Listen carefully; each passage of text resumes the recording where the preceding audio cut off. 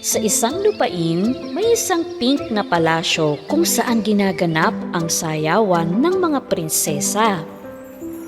Sa isang bahay naman, ang magkakapatid na sina One Eye, Two Eyes at Three Eyes ay naghahangad na makasayaw sa palasyong iyon. Dahil para makapunta sa palasyo, kailangang makatanggap muna ng imbitasyon. Ngunit sa nakalipas na ilang buwan na tumira sila sa bahay na yun, wala ni isang sobre ang dumating. Isang araw, nagbigay ng ginto ang kanilang ina, kina Three Eyes at One Eye. Ipambili niyo ito ng ilang mga bagong damit. Kung isang araw dumating ang sobre ng imbitasyon, may maisusuot kayo sa sayawan, ang sabi niya. Habang nag-aaway ang dalawa sa hatian ng ginto, malungkot silang pinagmamasdan ni Two Eyes. Nay, gusto ko rin ng damit para sa sayawan. Pwede po ba ako humingi rin ng ginto? Kinuha ng kanyang ina ang isang walang halaga na lumang hikaw sa kanyang bulsa at itinapon kay Two Eyes. Eto kung may halaga yan, ibenta mo para mabili mo ang gusto mo, sabi niya. Umalis ng bahay si Two Eyes na umiiyak. Dahil mas mahal ng kanilang ina sina One Eye at Three Eyes at masama ang pagtrato niya kay Two Eyes.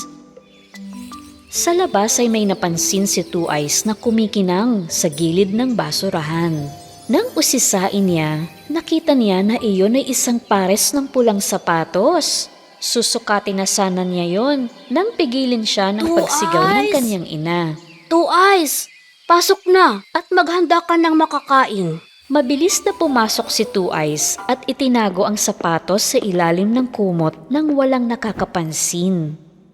Sa wakas, dumating na ang araw na hinihintay nila. Habang nagsusukat sina One Eye at Three Eyes ng mga bagong damit nila, isang gintong sobre ang lumusot sa ilalim ng pinto. Nang babasa ito ng ina, sumigaw siya sa kagalakan. Mga anak, maghanda na kayo agad. Pupunta tayo sa sayawan. Habang nagbibihis ang magkapatid, hiniling ni Two Eyes na hiramin ang isa sa mga damit nila. Sa amin ito, dito pwede sa'yo no? At hindi ka rin makakapunta sa sayawan sa damit mong yan. Malungkot na nagpunta si Two Eyes sa kaniyang silid. Habang paalis na ang kanyang mga kapatid at ina, kinuha niya ang sapatos na itinago niya sa ilalim ng kumot. Sapatos, di ako makakapunta sa sayawan na ikaw lang ang suot ko. Kailangan ko ng bagong damit. Sa sandaling isinuot ni Two Eyes ang pulang sapatos, ang kanyang sirang damit ay napalitan ng isang kumikislap na damit. Hindi makapaniwala si Two Eyes sa mahika ng pulang sapatos. Masayang nagtungo si Two Eyes sa palasyo. Pagpasok niya sa bulwagan, si One Eye, Three Eyes at ang kanilang ina ay hindi makapaniwala sa kanilang nakita. Aba, paano nangyari yan? Napakaganda ni Two Eyes sa kanyang mahiwagang sapatos. At pinagmamasdan na lang siya ng mga babae ng may paghanga. Sa kahihiyan ay umalis ang mag-iina sa palasyo. Si Two Eyes naman ay magdamag na nagsayaw na parang prinsesa sa kanyang pulang sapatos. Dahil ang kanyang puso ay puno ng kabutihan, karapat-dapat siya sa lahat ng mabuti.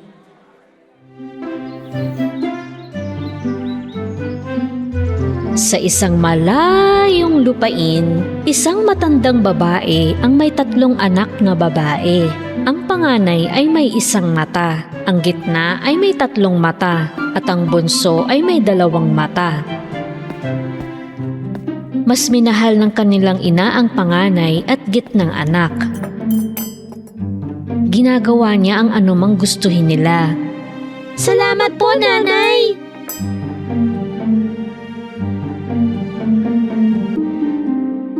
Ang bunsong anak ang palaging binibigyan ng gawaing bahay, kahit na nasasabihan na wala siyang silbi at walang kakayahan. at hindi man lang siya sinasabay sa hapagkainan.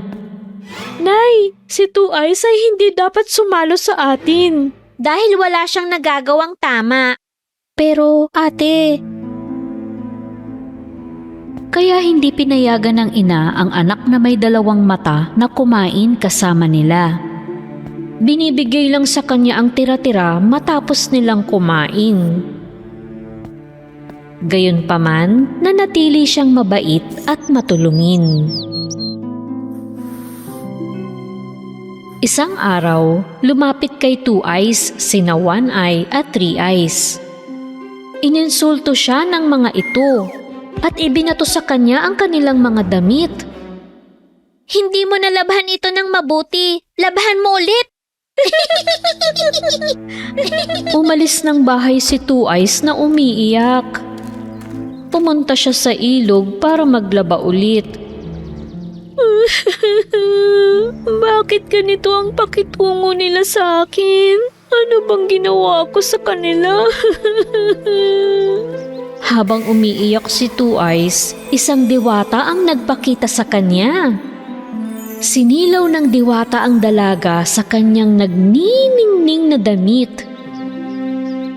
Ngunit kinukubli ang mukha sa kanya. Bakit ka umiiyak? Magandang dilag na may dalawang mata? Dahil sinasabi po ng aking ina at mga kapatid na wala akong silbi, napupot sila sa akin at pinagtirahang pagkain lang ang iniiwan nila sa akin. Huwag ka nang malungkot, iha. Eto may regalo ako sa iyong mahiwagang patpat. Humiling ka, tapos ikumpas mo ito ng 3 beses at magkakatotoo ang hiniling mo. Humiling si Two Eyes.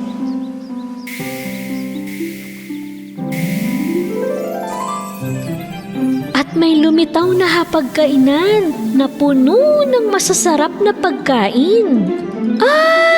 Ang daming pagkain! Lahat ay mainit at sariwa. Ilang araw ng gutom si Two Eyes, kaya magana niyang inubos ang pagkain sa mesa. Kapag tapos ka na, ikumpas mo ang patpat ng 2 beses magandang dilag. Tandaan, 2 beses lang. Naglaho ang diwata nang hindi ipinakita ang kanyang mukha. Matapos kumain ng masarap, kinumpas ni Two Eyes ang patpat ng 2 beses. At naglaho ang mesa. Ay, nabusog rin sa wakas. Ang saya ko. Pero, kailangan kong ilihim itong patpat mula kay nanay at kina ate. Baka sirain nila eh. Umuwi si Two Eyes na gamit ang patpat bilang tungkod. Napansin niya ang tirang pagkain sa mesa, ngunit hindi niya ito kinain dahil busog na siya. Araw-araw sa kanyang paglabas ng bahay, bitbit ni Two Eyes ang tungkod. Pumupunta siya sa tabing ilog, ikukumpas ang patpat, at kakain hanggat gusto niya. Ngunit isang araw sa pag-uwi niya, napansin ni na One Eye at Three Eyes ang pagbabago sa kanilang bunsong kapatid na si Two Eyes. Bakit ngumingiti si Two Eyes sa tuwing lalabas at bumabalik siya? At hindi niya kinakain ang mga tinitira natin. Kinabukasan paglabas ni Two Eyes, sinundan siya ng nagsususpetsyang mga kapatid. Ilang sandali pa, narating ni Two Eyes ang tabing ilog. Humiling siya at kinumpas ang patpat ng 3 beses. At lumitaw ang mesa na puno ng masasarap na pagkain. Labis na namangha ang mga ate niya. Nagpapakabusog pala siya sa masasarap na pagkain araw-araw. At hindi siya namimigay. Tumakbo pa uwi sina One Eye at Three Eyes at nagsumbong sa kanilang ina. Hindi makapaniwala ang ina sa narinig, kaya galit na galit siya. Nagtago sila bago umuwi si Two Eyes. Pagpasok ng dalaga sa bahay, lumapit sa kanya ang ina. Kinuha ang patpat sa kanyang kamay at binali ito sa gitna. Naku! Bakit mo po ginawa yun? Nagpapakasasa ka sa masasarap na pagkain habang kami ay nagugutom dito? Di ka na pakakainin sa bahay na to. Masama ang loob na lumabas si Two Eyes. Bit-bit ang nabaling patpat. Sa sandaling iyon, muling nagpakita ang misteryosong butihing diwata. Huwag kang umiyak, magandang dilag. Kunin mo ang nasirang patpat at ibaon mo sa liwanag ng buwan at mapapangiti kang muli. Naglaho ang misteryosong diwata bago pa makita ni Two Eyes ang kanyang mukha. Agad na ginawa ni Two Eyes ang sinabi ng diwata. Kinabukasan, tumubo sa pinagbaunan ng patpat ang isang puno na may mga dahong pilak at gintong prutas. Nagliliwanag ang puno na makikita ito ng lahat. Nais ng ina at mga kapatid ni Two Eyes na makapitas ng ilang prutas mula sa magandang puno. Ngunit sa tuwing inaabot nila ang bunga, umiiwas ang sanga ng puno. Nang makita ito, agad na lumapit sa kanila si Two Eyes. Susubukan kong mamitas sa magandang punong ito. Kami nga hindi makakuha. Ikaw pa kaya? Inunat ni Two Eyes ang kanyang mga braso sa puno. Pahingi po ako ng prutas at kagalakan, punong makinang. Matapos ang magiliw na pananalita, binaba ng puno ang mga sanga nito kay Two Eyes upang madali siyang makakuha ng bunga. Gusto sanang ibigay ni Two Eyes ang mga prutas sa kanyang ina at mga kapatid. Ngunit naiinis sila sa selos. Kala mo kaya ko rin yan. Manood ka, pahingi ako ng prutas at kagalakan, punong makinang. Pahingi ako ng prutas at kagalakan, punong makinang. Ngunit hindi tumugon ng puno sa sinabi ni na One Eye at Three Eyes. Paano ang punong ito ay sumusunod lang sa utos ni Two Eyes? Sa sandaling iyon, isang gwapong kabalyero ang dumating, sakay ng kabayo. Umalis ka dito, Two Eyes. Magtago ka doon sa likod ng palumpong. Huwag mo kaming ipahiya sa kadamutan mo. Sumunod ang kawawang si Two Eyes. Dala ang mga prutas, nagtago siya. Nang lapitan ng kabalyero ang punong may dahon na pilak at gintong bunga, manghang-mangha siya. Wow!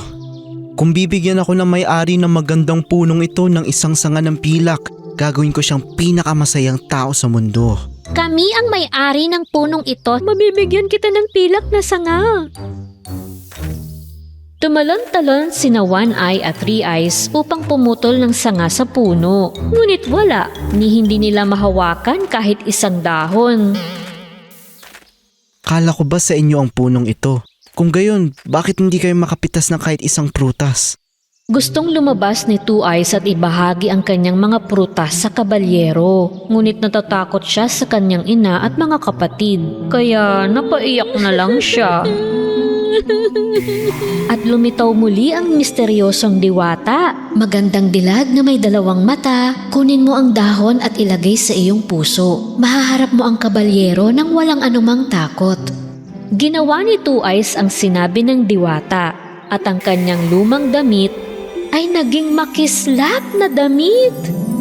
Agad siyang lumabas sa palumpong na pinagtataguan niya at hinarap ang kabalyero na hawak pa rin ang mga prutas. Nabighani ang kabalyero sa kagandahan ni Two Eyes at hindi niya maalis ang tingin sa kanya. Mabibigyan kita ng sangang pilak na may gintong prutas. Gusto kitang gawing pinakamasayang tao sa mundo, magandang binibini. Payag ka bang magpakasal sa akin? Tinanggap ni Two Eyes ang alok na kasal ng kabalyero at niyakap nila ang isa't isa. Nang makita ito, humingi ng tawad kay Two Eyes ang ina at magkapatid na naiinggit. Akala namin wala kang silbi at naging masama ang pakikitungo namin sa'yo. Pero naging dalisay at mabait ka pa rin sa amin. Pasensya ka na ah. Pinatawad ni Two Eyes ang kanyang mga ate at nanay. Ang pilak na puno ay sa inyo na. Makakapitas na kayo ng maraming prutas hanggat gusto nyo. Pagkasabi ni Two Eyes ng magagandang salita, lumitaw ang misteryosong diwata sa tuktok ng puno at ipinakita ang kanyang mukha sa unang pagkakataon. Nagulat si Two Eyes nang makitang may 3 mata ang diwata. Napagtanto niya na kahit sino ay makakagawa ng mabuti sa kapwa, gaano man kakaiba ang panglabas na hitsura. Sumakay na sa kabayo ang kabalyero at si Two Eyes at tumungo na sila sa walang hanggang kaligayahan.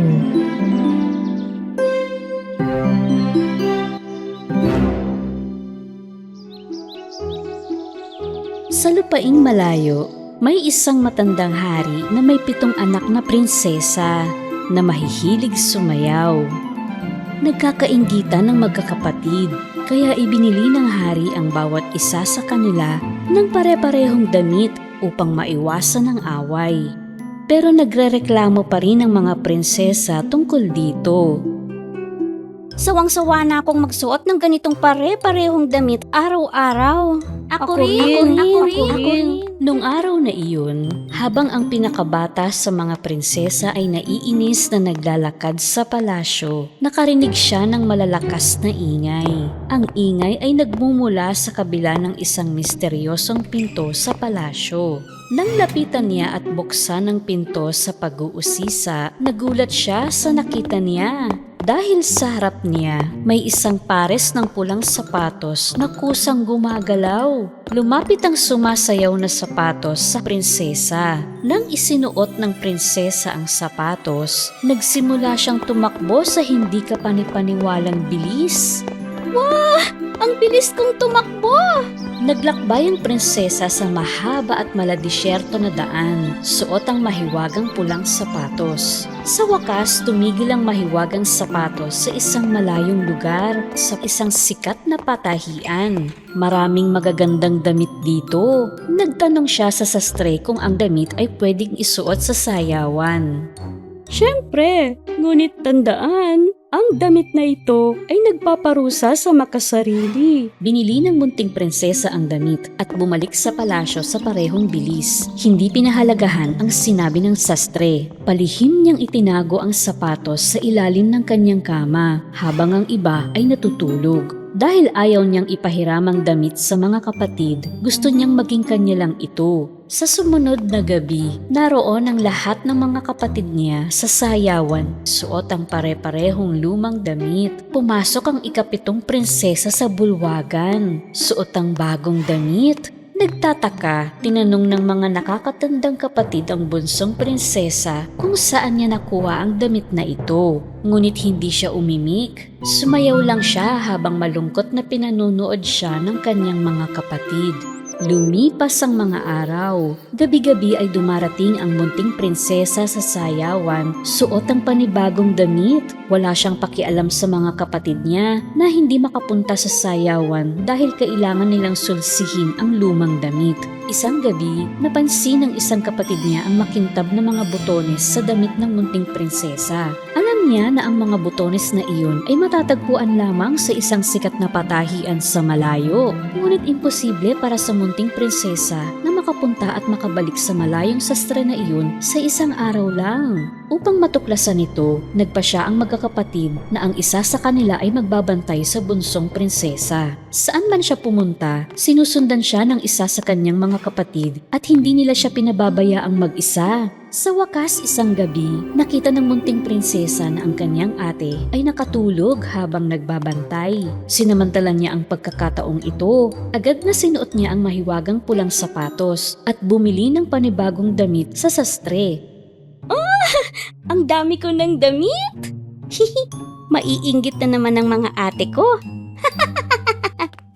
Kinabukasan, napansin ng isa sa mga ate niya ang malaking punit sa kanyang lumang damit. Humingi siya ng tulong sa munting prinsesa.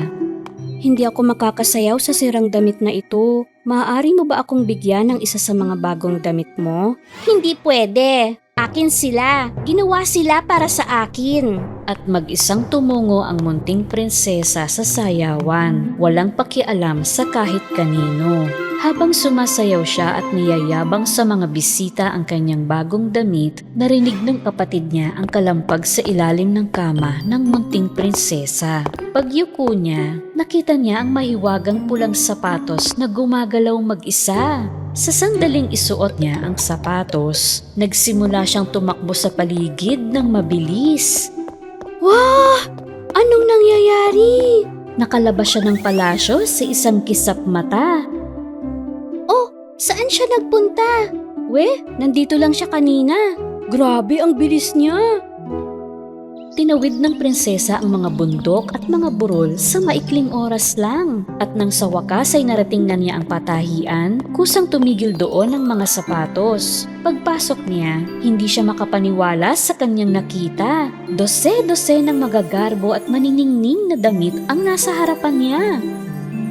Nakakapunta siya dito at nakakauwi ng napakabilis dahil sa mahiwagang sapatos. Pwede rin po ba akong bumili? Siyempre, ngunit tandaan, pinarurusahan ng damit ang makasarili. Nakinig ang prinsesa sa sinabi ng sastre. Pangako po, hindi ako mang-iinggit o magdadamot. Nagbihis siya sa bagong damit at bumalik sa palasyo sa parehong bilis. Samantala, habang nagsasayaw mag-isa ang bunsong prinsesa sa bulwagan, biglang pumangit ang damit niya. Anong nangyari sa maganda kong damit? Anong nangyayari? Grabe, nakakahiya. Habang napapanood ng mga bisita ang kanyang pagkalito, bumalik ang munting prinsesa sa kanyang silid na umiiyak. Hinanap niya kung saan-saan ang mahiwagang pulang sapatos para makabili siya ng bagong damit, ngunit hindi niya mahanap ang mga ito. Asan ang pulang sapatos ko? Sinong kumuha nun? Sa sandaling iyon, bumungad sa kanya ang ate niya na hawak ang mahiwagang sapatos. At may suot siyang bagong damit. Ito ba ang hinahanap mo? Oo. Napagtanto ng munting prinsesa na nabunyag na ang kanyang sikreto at napahiya siya nang hindi niya pinakinggan ang sinabi ng sastre. Sinabihan siya ng ate niya na ang pagbabahagi ay ang pinakamahalagang bagay sa mundo. Humingi ng tawad ang munting prinsesa sa kanilang lahat at mula sa araw na iyon, pinapahiram niya ang mahiwagang pulang sapatos sa isa sa kanyang ate araw-araw. Salit-salit ang mga prinsesa sa paggamit ng sapatos papunta sa sastre sa hindi kapanipaniwalang bilis. Kaya nagawa ng lahat ng magkakapatid na prinsesa na makabili ng bagong damit at naging masaya na silang sumasayaw sa bulwagan tuwing gabi. Sa isang malayong nayon, isang tamad na dalaga at ang kanyang masipag na ate ang magkasama sa isang bahay. Hindi mahilig magtrabaho ang tamad na dalaga. Sobra ang katamaran niya para magligpit lang ng kinainan niya sa kusina.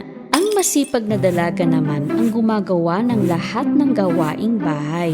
Isang araw, may kumatok sa kanilang pintuan. Oh, may kumakatok sa pinto, ate.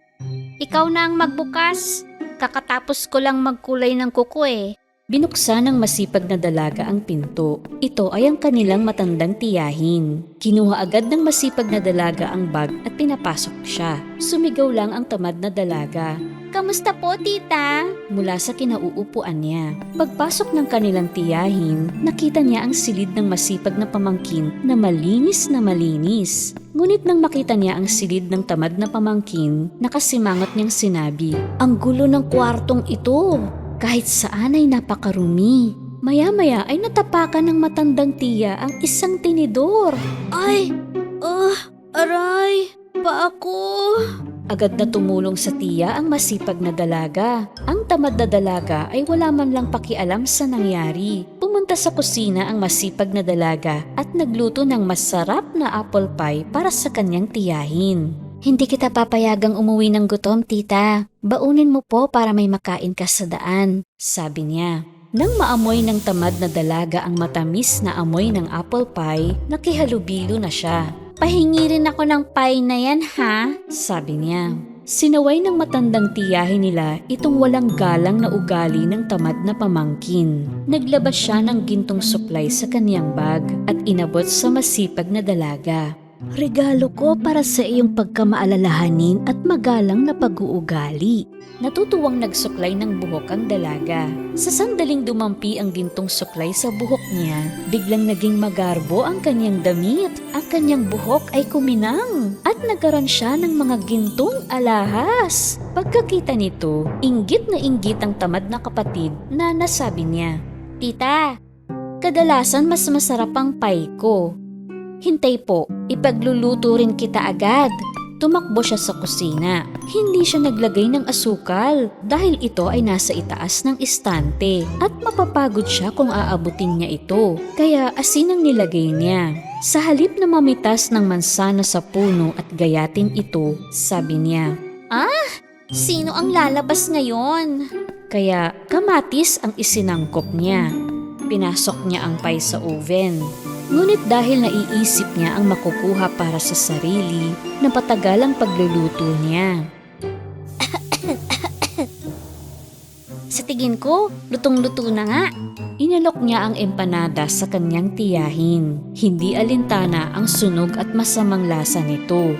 Tinikman ito ng matandang babae at nagpasalamat pa rin. Tapos ay binigay niya ang isang gintong suklay bilang regalo. Sa sandaling sinuklay ng tamad na dalaga ang kanyang buhok, naging pangit ang damit niya. Ang kanyang buhok ay gumulo at bumaho siya. Anong nangyari?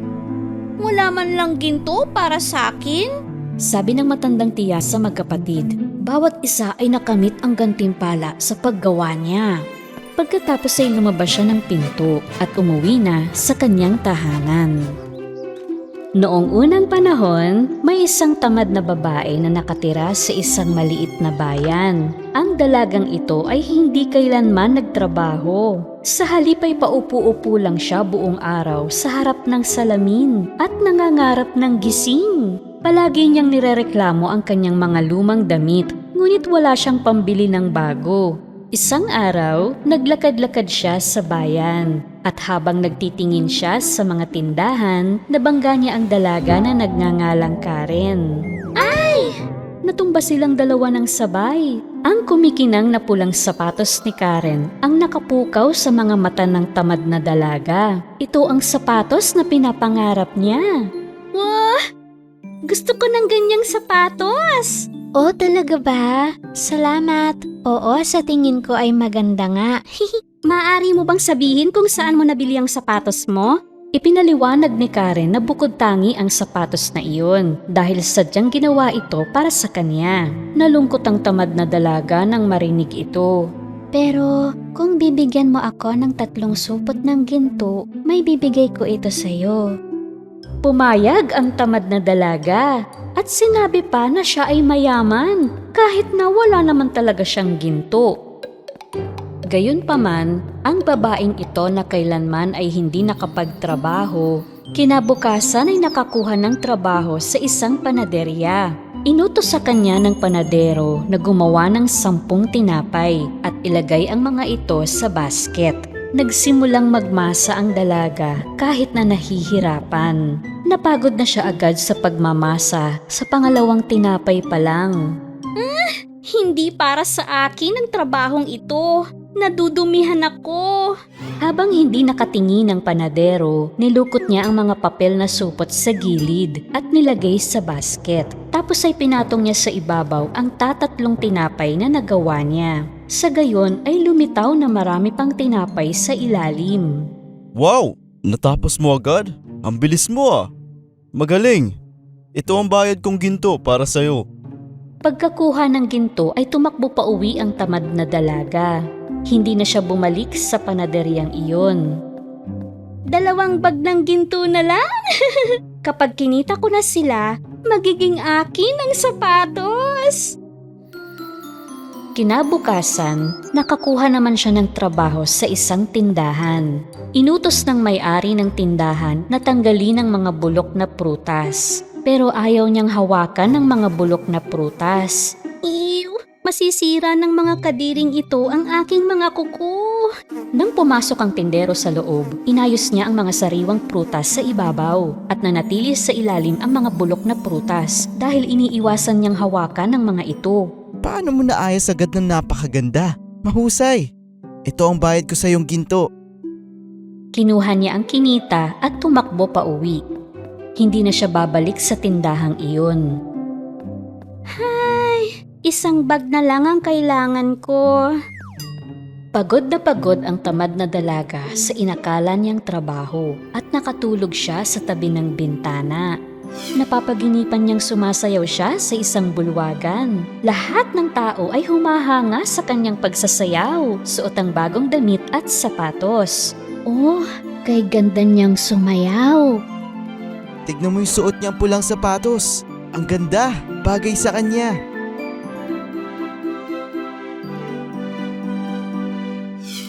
Biglang nagising ang tamad na dalaga. Kailangan ko ng isa pang mauutakan para sa pinakahuling bag ng ginto. Kaya pumunta na siya ulit sa bayan at nakakuha naman siya ng trabaho sa isang sastre. Nautusan siyang patsihan ng mga palda ng tela sa parehong kulay. Ngunit pumili siya ng hindi tamang kulay na pangtagpi at hindi rin nagawang tahiin ito ng maayos. Aw!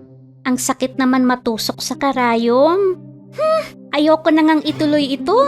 Inipon niya ang mga palda at itinago sa isang tabi. Nang dumating ang sastre at nagtanong, sinabi niya na dumating ang may-ari ng mga palda. Nagustuhan nila ang mga patse, kaya kinuha na nila.